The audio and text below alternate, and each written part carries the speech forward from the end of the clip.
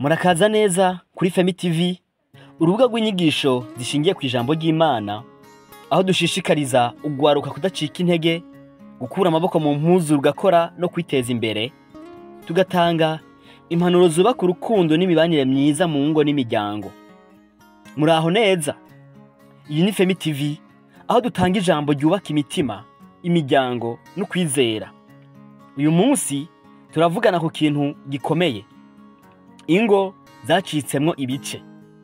Abavyeyi benshi bararambiranye, abana barakomerekejwe, urugo rwahindutse umutwaro aho kuba aharangwa urukundo. Hari ingo nyinshi aho abavyeyi batagikundana uko bikwiye, ntibakiganira, ntibacubahana, barabana ariko ntibari kumwe. Abana barakurikira ayo matati y'abavyeyi, ayo majambo akomeretsa yakazoza katagira itara, bagera mu bigero bagatinya gushinga ingo zabo, kuko ivyo babonye mu muryango wabo vyabahaye ishusho mbi y'urukundo. Birababaje iyo abavyeyi batabanye neza, abana bibagira ko ingaruka zitovugwa, umutima ukomeretse, ubwoba bw'ubuzima, agahinda kenshi no kwigunga n'ibindi n'ibindi.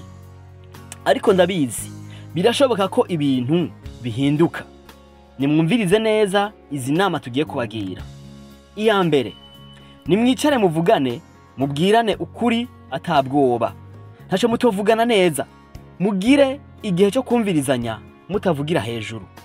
Umwe niwe yavuze ngo kubabarira ntibivuga kwemera ikibi, bivuga gutanga amahoro aho urugamba rwari rwarimukiye. Babarira mubane. Ica kabiri, subizaho urukundo rutari urw'ivyiyumviro gusa. Urukundo si amarangamutima gusa, n'ibikorwa, n'ingingo, n'ukwiyemeza gusubiza hamwe.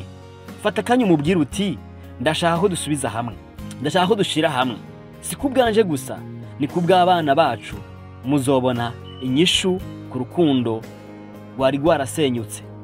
Ica gatatu, reka abana babone umuco mushasha, ntibabe imbonesha kure y'ibibabaje gusa, babone n'ingeso nziza zo gukundana, kubabarirana no kubaka ubumwe. Abo bana bazogera mu bigero bamaze gukira imbere y'amaso yanyu.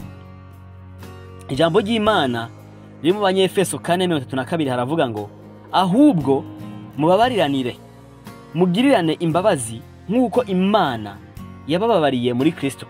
Imana ibabarira, natwe turashobora kubabarirana. Imana yubaka, natwe turashobora gusubira kubaka.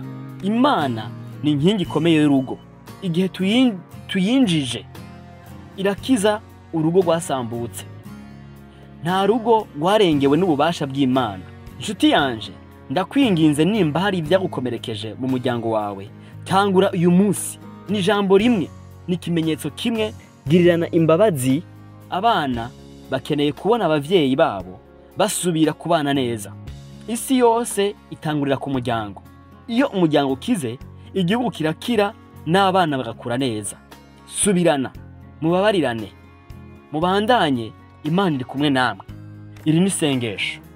Mana utanga amahoro, ndagusavye ukize ingo n'imiryango yari kirasambuka kubera kubura urukundo. Subiza hamwe abavyeyi batari bacumvikana kubera inyosha mbi za Satani. Abana bakomerekejwe basomoze umuti wawe. Mana utange ihumure no kubohoka mu mitima kubw'icubahiro cawe, mu izina rya Yesu Kristo, amen. Urakoze kudusangiza igihe cawe kuri Femi TV. Komeza kudukurikira kugira ngo dusangire ijambo ry'Imana, duterane intege, duhane n'impanuro zubaka. Wibuke kwiyandikisha, gusangiza abandi no kudukurikira kuri YouTube channel igihe cyose, kuko iriko vyinshi bifasha imitima. Imana ibahezagire cane. Dusubire vuba.